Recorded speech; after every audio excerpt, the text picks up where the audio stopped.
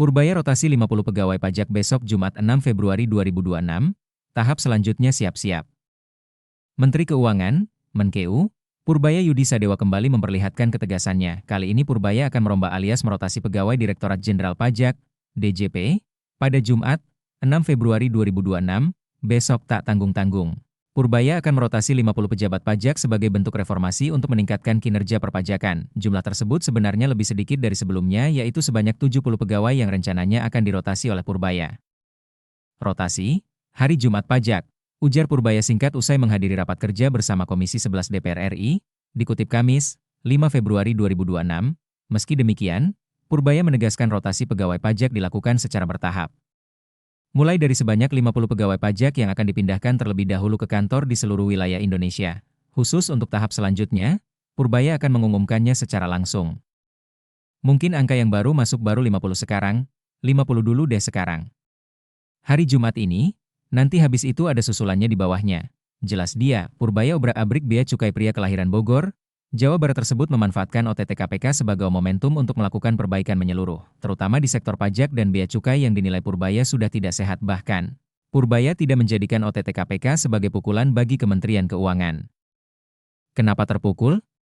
Kan itu justru merupakan titik masuk untuk memperbaiki pajak dan bea cukai sekaligus, ujar Purbaya usai raker Komisi 11 DPR RI, Rabu, 4 Februari 2026, tak berhenti di situ saja.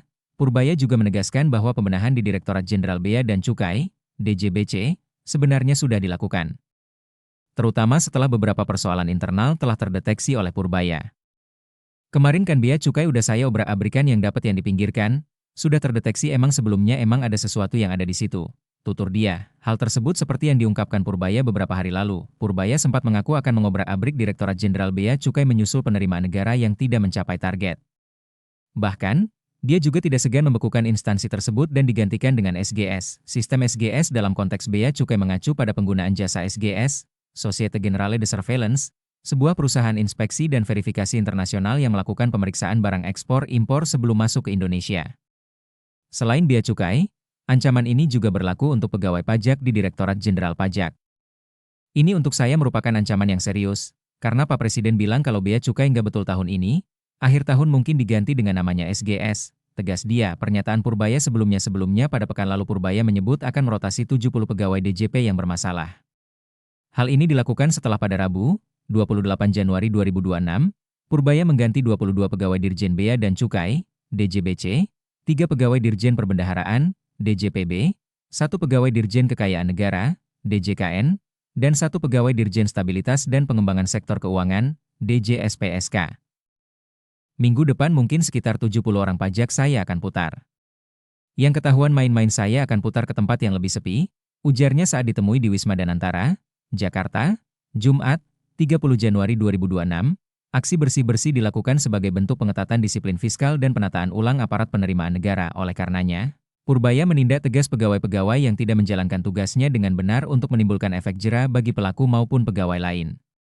Saya perbaiki ekonomi dengan sungguh-sungguh. Perbaikan fondasi perekonomian betul-betul dilakukan dan betul-betul sedang terjadi, ucapnya. Diketahui, penerimaan pajak sepanjang tahun 2025 Rp1.917,6 triliun atau setara 87,6% dari target Rp2.189 triliun.